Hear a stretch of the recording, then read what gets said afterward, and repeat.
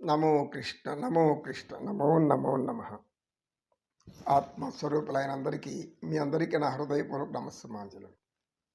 మనం ఆత్మస్వరూపులమని ఎప్పుడు గ్రహిస్తూ ఉండాలి. దేహం ఎప్పటికన్నా వెళ్ళిపోయేది కనుక దేహం మీద అభిమానం పెంచుకోకూడదు అని యోగ సూత్రాలు, వేదాలు, ఉపనిషత్తులు అన్ని జ్ఞానాలు తెలియజేసేది భగవద్గీత సారాంశం. ఆ భగవద్గీత ఏం చెప్తుందంటే దేహం నిత్యం కాదు, దేహాభిమానం ఉండకూడదు. దేహాభిమానం ఉన్నప్పుడే మనలో ఈ కామ కోరికలన్నీ కూడా, ఈ వికారాలన్నీ మనల్ని చేరి గజిబిచ్చేసేసి మనశ్శాంతిని చెడగొడుతున్నాయి.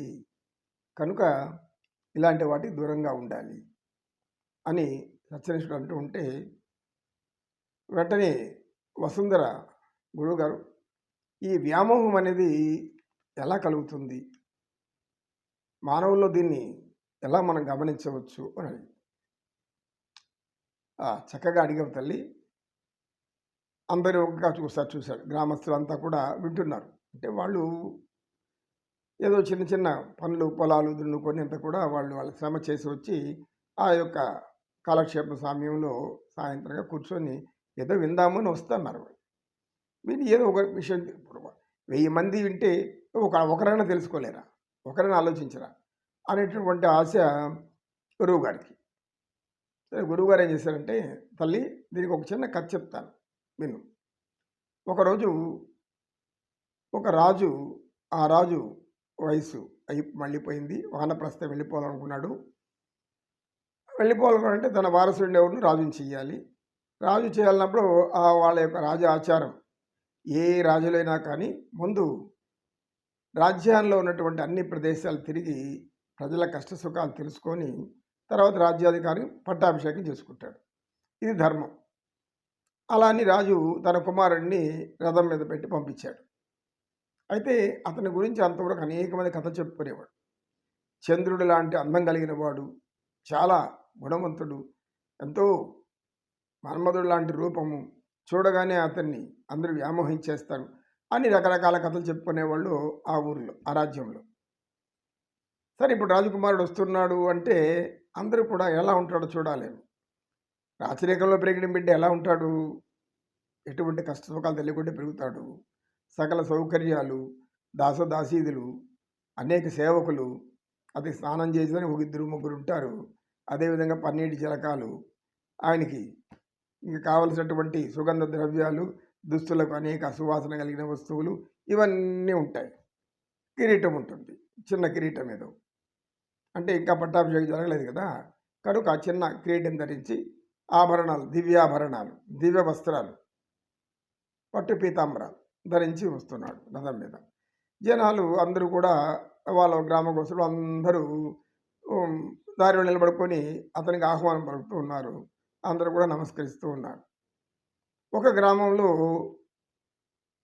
అనేక మంది స్త్రీలు అటువైపు ఇటువైపు నిలబడి అతను చూడాలనే ధ్యాసలో ఉన్నారు. అందులో సుందరమ్మ అనేటువంటి ఒక స్త్రీ, ఆమె కూడా సుందరంగానే ఉంటుంది.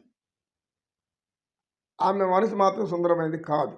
ఒక రకంగా ఆమె ఏం చేసింది, రాజకుమారుని చూడాలి, అతని గురించి అలా విన్నాను మనం, ఆ దివ్య తేజస్సు, ఆ సౌందర్యం ఎలాంటిది చూడాలి అనేసి ఆమె కూడా నిలబడుకోనుంది. చాలాసేపు ఎండలో ఉండడం వల్ల చెమట కూడా పడుతుంది. ఇంతలోపు రాజకుమార్ దగ్గరికి వచ్చాడు. రాగానే అతను చూడగానే ఆమెకు వెంటనే ఒక రకమైనటువంటి అజ్ఞానంలోకి వెళ్ళిపోయింది. ఏమని, అబ్బా ఇంత అందంగా ఉన్నాడు, ఎన్ని ఆభరణాలు ధరించాడు, ఇతని టీవీ ఏమి, ఇతని దర్పం ఏమి, అబ్బా ఇంత గొప్ప అందగాడ భర్త అయితే ఎంత బాగుండేదో కదా అని అనుకునేసింది ఆ మనసులో. అనుకుని కొద్దిగా వ్యామోహం పడిపోయింది. పెళ్ళైన స్త్రీకి భర్త తప్పితే ఇంకెవరు వ్యామోహం ఉండడం ధర్మము. వ్యామోహంలోకి పోకూడదు, అది అధర్మం. భర్త దైవం అనేది మన సనాతన ధర్మం, జ్ఞానం. ఈమె కొద్దిగా అలా వ్యామోహపడింది. అయితే ఇంకా రాజు వెళ్ళిపోయాడు. వెళ్ళిపోయిన తర్వాత ఈ నిరాశ, నిస్పృహ, ఏమికి ఏంది ఇలాంటి వాడిని పెళ్లి చేసుకున్నాను నేను, నా యొక్క అందం ఏమి, నా యొక్క సౌందర్యం ఏమి, మాకు కూడా అంత ఇంత సంపద ఉంది కదా, ఇంత బంగారు పెట్టారు, మా ఆయన అంత చేశారు, ఆయన చేశారు, ఇలాంటి వాడికి ఇచ్చి పెళ్లి చేశారు నన్ను అని అనుకుంటూ ఆ స్త్రీ కొద్దిగా ఆవేదన చెందుతూ వెళుతుంది. ఎదురుగా ఒక వృద్ధురాలు వస్తూ ఉంది. ఆ వృద్ధురాలు ఏం చేసిందంటే, "ఏమమ్మా రాజకుమారుడిని చూసావా?" అని అడిగింది. "నువ్వు రాలేదేమవ్వా" అని. నేనెందుకు రావడం? రాజకుమారుని చూడడానికి మనమెందుకు పోయేది? ఎవరో రాజకుమారుడిని చూడాలని కోరుకునేవాళ్ళు పోతారు కానీ నాకేం కోరిక లేదు. నాకు నేను చూడాల్సిన నా యొక్క భర్తని, నా వయసైపోయిన భర్త ఇంట్లో ఉన్నాడు. నేను కొంచెం వృద్ధురాలనైనా బాగా తిరగలుగుతున్నాను. ఆయన లేవలేని స్థితిలో ఉన్నాడు. ఆయన సంక్షేమం చూడాలి. అందుకని నేను అలా పచారు కొట్టుకెళ్ళి కావలసిన పప్పు, కూరగాయలు తెచ్చుకుందామని వస్తున్నాను. ఇంతకీ నీవు ఏం చేశావు? రాజకుమారుని చూసావా అని. చూశానవ్వా అని. చూసావా అన్నా అన్నీ ఏమే. చూడడం కాదు, నువ్వు ఆయన వ్యామోహాలు పడిపోయినట్టున్నావు అని. ఇవి అప్పుడే మన మనసులో ఉన్నది ఈమెకెట్ట తెలిసింది అర్థం కాలేదు. అమ్మా నీకెలా తెలుసు ఆ హృదయంలో ఉన్న మనసులో ఉండే ఆలోచనలు? తల్లి ఇందులో కొత్తగా తెలియాల్సిందే ఉంది. యవ్వనంలో ఉన్నావు, ఒక యవ్వనవంతుడిని చూశావు, అందులో రాజు. అన్నీ రాజుని పెళ్ళాడితే ఏం జరుగుతుందో అందరికీ తెలుసు. అన్ని భోగాలు వస్తాయి. నీ మనసు అట్ట మళ్ళింది. నీ ముఖం చూస్తాను తెలుస్తూ ఉంది. ఇంకా వేరేది ఎందుకు నాకు కావాలి. కాబట్టి నీవు అలాంటి స్థితిలో ఉన్నావని నాకు అర్థమైంది. కానీ నేను ఒక విషయం చెప్తాను, చాలా జాగ్రత్త పెట్టుకుంటాను. రాజు, యువరాజు అనేవాడి కోసం వ్యామోహపడేవాళ్ళు అనేక మంది ఉంటారు. ఒక అందగాడు ఉన్నాడంటే వాడి వెనకాల అనేక చరిత్రలు ఉంటాయి. ఇవన్నీ నీకు తెలియదు. అందంగా ఉన్న గర్వం అతనిలో పెరుగుతుంది. తనను చూసే ప్రతి స్త్రీని వ్యామోహించాలని అతను అనుకుంటాడు. అదేవిధంగా ఆయన సంపద అన్నీ చూసి ఆయన వల్ల పడిపోయే కూడా ఉంటారు కొంతమంది పాపం. అలా వెళ్ళి మనం ఒకటేనే ఇతనికి ధర్మబద్ధంగా భారీగా ఉండాలి అనుకుని వెళ్తారు. తీరా చూస్తే అక్కడ ఒక 6-7 మంది ఇంకొక భార్యలు కూడా ఉంటారు. వాళ్ళంతా ఇప్పుడు ఈ కొత్త మోజులో పడే వాళ్ళ దగ్గరికి పోతుంటాడు. పెద్దవాళ్ళ పాత వాళ్ళ ఒక రూమ్లో విడిచిపెట్టేసి ఒక గదిలో పెట్టేస్తాడు. వాళ్ళు అనేక బాధలు పడుతూ ఉంటారు.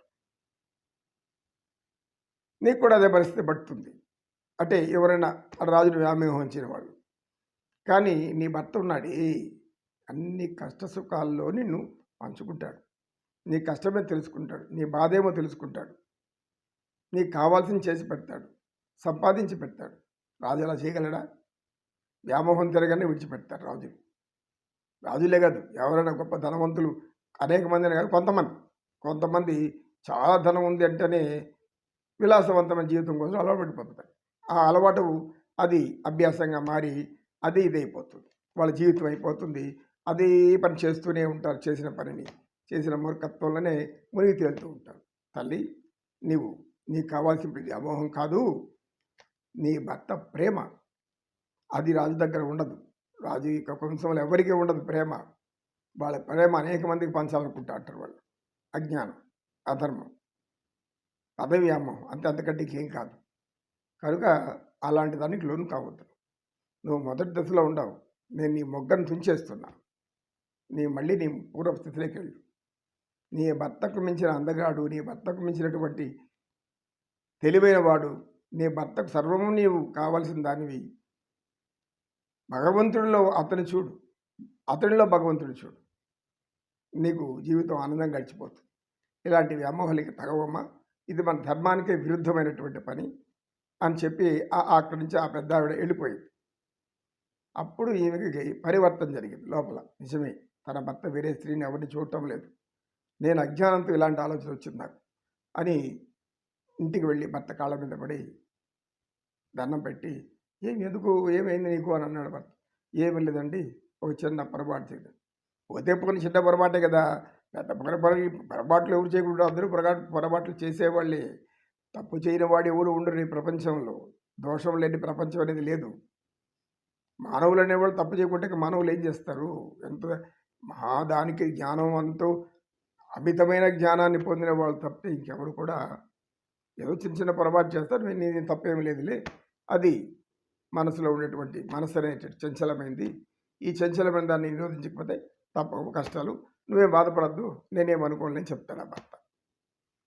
ఇదమ్మా ఒక యొక్క వ్యామోహం అంటే తల్లి అని తేజస్సుని చెప్పి సత్యనిష్ఠుడు ఆ రోజు చర్చాలించాడు. ఓం నమో నారాయణాయ నమః. సర్వే జనా సుఖినో భవంతు. సమస్త సన్మంగళాన్ని. ఓం శాంతి శాంతి శాంతి. एतत् सर्वं श्रीकृष्णार्पणमस्तु। ओम तत्सत्।